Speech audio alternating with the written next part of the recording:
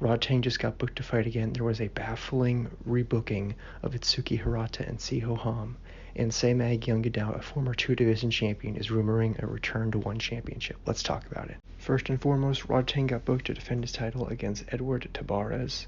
This is very interesting. Rodtang is already scheduled to fight for the flyweight kickboxing title against Superlek in March, so they're expecting him to make it out of that fight without any injuries, even though that's a very tough fight for him. Tabarez is a legit guy. He's a world champion, and he's got a solid kicking game. With that being said, I think Rodtang just runs through Tabarez. I just think Rodtang is going to be too much for a vast majority of fighters. I think only people like Superlek and Pan Payak, people that are really good with dealing with offensive fighters, can really deal with Rodtang. And I don't think that Tabarez really has that, unfortunately.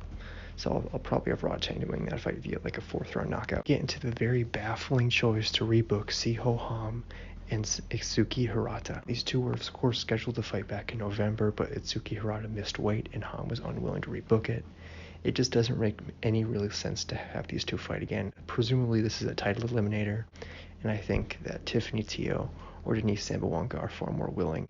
Not only do they make weight, but they also fought higher level competition. It's not really fair to give Itsuki Hirata, someone who missed weight twice in a row, a title eliminator. But I digress. I think for a prediction for this fight, my opinion has changed a lot. I do think that Ham is probably going to win this. I think that she's better pretty practically everywhere than Itsuki Hirata. I think that Hirata is just gotten a little too cocky in her ability, and Hirata's cockiness will be her downfall.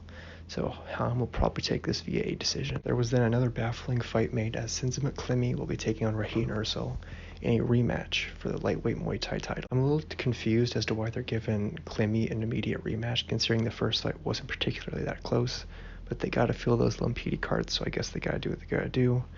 As for this fight, I think it's going to look very similar to the first one, in that Sinzamet Klimi is probably going to win the first 2 rounds because those Venom Muay Thai guys have a very similar trajectory in that they expend a lot of energy, have a lot of output in those first 2 rounds, and start to gas out.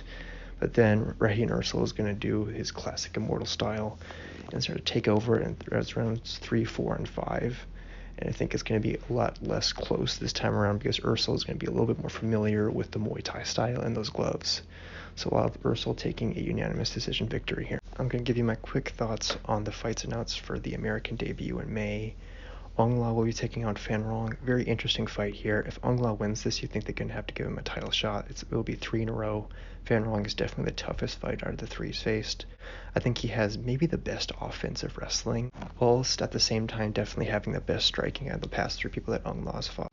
But I do believe that Ong La has the power advantage here. I do think that he has better boxing overall. When push comes to shove, I think Ong La is going to force this into a brawl, and he's going to win this fight via a 1st-round knockout, and with this, get a title shot.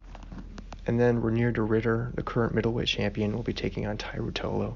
This fight makes perfect sense. One's not really willing to do a welterweight submission grappling title for Tai Ruotolo.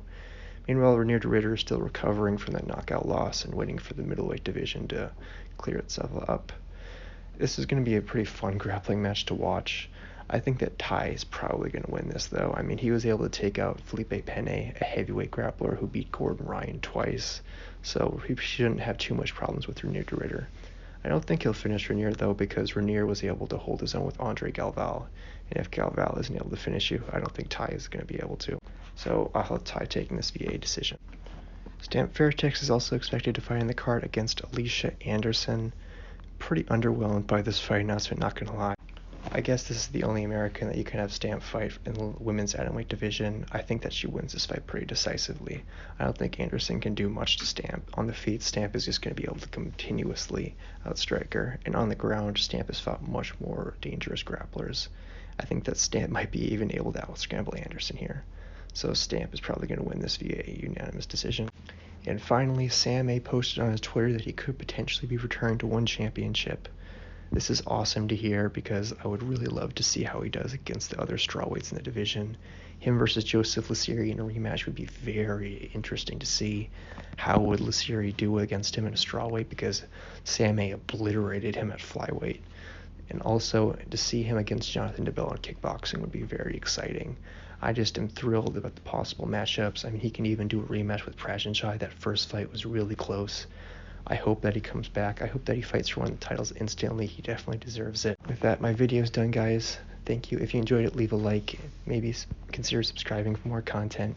Leave a comment about your own thoughts on these fights. Thank you for all for watching. I'm Star Productions, and I'm